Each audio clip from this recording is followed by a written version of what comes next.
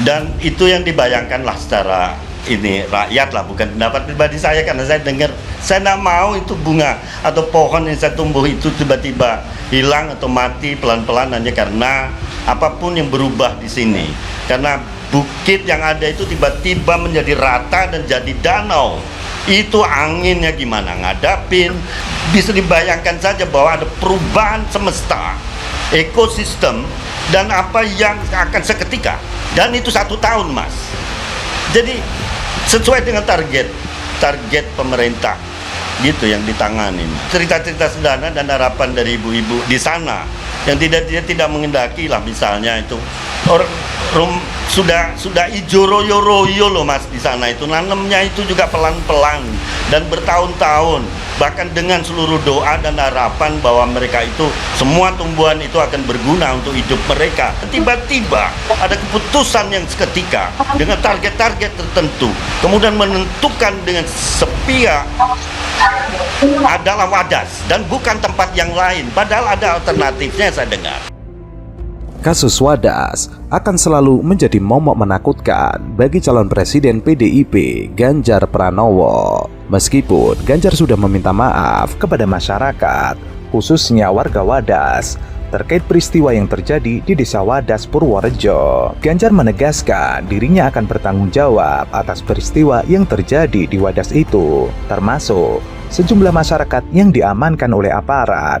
Dirinya meminta untuk dibebaskan. Ia mengaku intens berkomunikasi dengan Kapolda, Wakapolda, dan lainnya, memantau perkembangan yang ada di Purworejo, khususnya Wadas. Ia mengklaim sudah sepakat dengan masyarakat yang diamankan kemarin.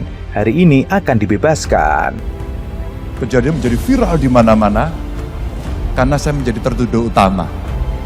Pembuatan bendungan bener di Purworejo yang kemudian menjadi terkenal dengan kasus Wadas. Dan itu menjadi stempel hitam. Satu aja saya bilang sama kawan-kawan saya, biasalah menghadapi persoalan, jangan lari dari persoalan. Begitu persoalan itu muncul, sebuah ketakutan, kadesnya tinggi. Artinya saya telepon, bro, kenapa ini? Anu Pak Ganjar, itu ada persoalan. Iya, tapi siapa yang harus menghadapi langsung? Dari PUPR, Balai Besar, ini bendungan nanti tertinggi. Ini akan menyelesaikan 1 pengendalian banjir, 2 suplai air, dan kemudian derivat turunan dari proyek itu. Nilainya gede banget dan sudah belasan tahun tidak pernah bisa berhasil. Dan kita lobbynya sudah setengah mati untuk bisa mendapatkan ini. Kenapa kita tidak bisa bertugas? Tapi begitu tindakan agak represif muncul, videonya muncul, satu pun tidak ada yang terbiasa mengatakan, siap, saya salah dan saya bertanggung jawab. Ketika itu tidak ada, maka saya sampaikan, saya datang ke lokasi, saya sampaikan, 1, saya penanggung jawabnya. 2, ini saya bereskan. 3, yang ditahan saya minta keluar. 4, saya akan mendatangi orangnya. Hari ini saya masih dibully, tapi seluruh informasi tidak terbagi dengan baik. Maka saya sampaikan kepada mereka, ketua kelompok penolaknya sudah menerima dan mendapatkan ganti untung 11 miliar. Saya komunikasi sama Pak Presiden, Pak Jokowi, udah Pak Gub, silahkan diteruskan, izin Pak.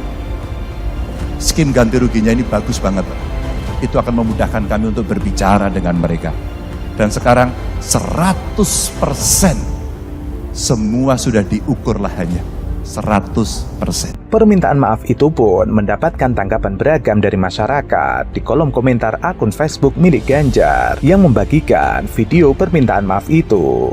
Salah satu komentar itu dikatakan Cak Sur, yang menilai meminta maaf memang mudah, tetapi mencegah kejadian yang tidak diharapkan tentu akan lebih bijak. Dikatakan Cak Sur, permintaan maaf Ganjar justru bisa menjadi sandungan karir pemerintahannya. Pasalnya, dia meminta maaf setelah kejadian di Desa Wadas viral. Setelah viral, baru ada tindakan mohon maaf. Ini bisa jadi batu sandungan, karena percuma Bapak kesana kemari Bapak sosialisasi. Tetapi di lingkup Bapak sendiri malah ada kejadian yang sebenarnya tidak perlu terjadi. Komentar lainnya dituliskan Muhammad Arwani, permintaan maaf Ganjar terlambat karena masyarakat terlanjur dibuat tidak nyaman. Ibarat sudah mukul, baru ngajak ngopi, kok pena.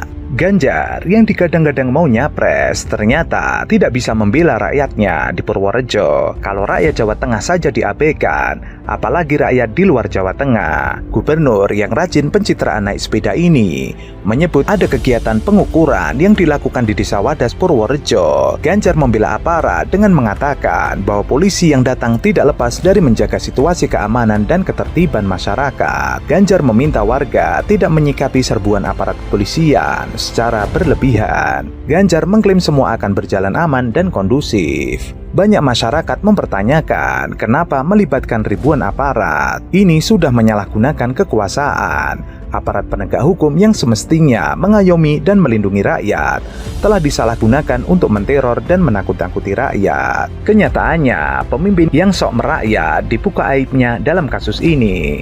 Ganjar tidak peduli kepada rakyatnya di Jawa Tengah, apalagi mau mengurusi Indonesia. Sementara itu, Amnesty Internasional Indonesia turut angkat bicara terkait pengerahan ratusan anggota gabungan TNI, Polri, dan Satpol PP ke Desa Wadas, Kecamatan Bener, Kabupaten Purworejo, Jawa Tengah. Pengerahan aparat dalam jumlah banyak itu dalam rangka pengukuran lahan untuk proyek Bendungan Bener. Sebanyak 40 orang warga Desa Wadas serta perwakilan dari LBH Yogyakarta juga diangkut aparat kepolisian ke Mapolsek Bener. Dalam pandangannya, penurunan ratusan personel aparat ke Desa Wadas merupakan intimidasi atas penolakan tambang batu andesit di sana. Warga Desa Wadas memiliki hak untuk memberikan atau tidak memberikan persetujuan yang didasarkan informasi di awal dan tanpa paksaan terhadap rencana penambangan di wilayah mereka. Mereka juga berhak untuk mengekspresikan secara damai. Bagaimana mungkin persetujuan diberikan tanpa paksaan jika ratusan anggota TNI, Polri, dan Satpol PP mendatangi warga, apalagi jika polisi melakukan penangkapan sewenang-wenang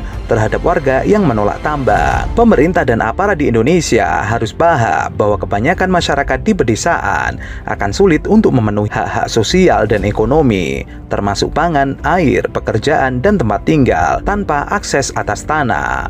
Bahkan, warga juga akan kesulitan atas hak untuk budaya di atas tanah leluhur mereka. Pemerintah harus memenuhi hak-hak warga lokal dalam pembangunan dengan melibatkan mereka secara signifikan dan partisipatif dalam proses pengambilan keputusan. Sepanjang 2021, ada setidaknya 44 orang pembela hak masyarakat adat dan aktivis lingkungan yang menjadi korban serangan baik berupa penangkapan, kekerasan fisik, hingga intimidasi. Kepala Divisi Penelitian LBH Yogyakarta mengatakan, hal itu adalah bentuk dari represivitas aparat terhadap warga yang mempertahankan lahannya. Aparat memaksa masuk dan mengangkut paksa warga Desa Wadas dan perwakilan tim hukum dari LBH Yogyakarta. Sejak kemarin, ratusan aparat kepolisian telah melakukan apel dan mendirikan tenda di lapangan Kaliboto, belakang Polsek Bener, yang bertepatan dengan pintu masuk Desa Wadas. Kondisi ini berbarengan pula dengan matinya lampu di Desa Wadas, sedangkan desa lain tidak terjadi.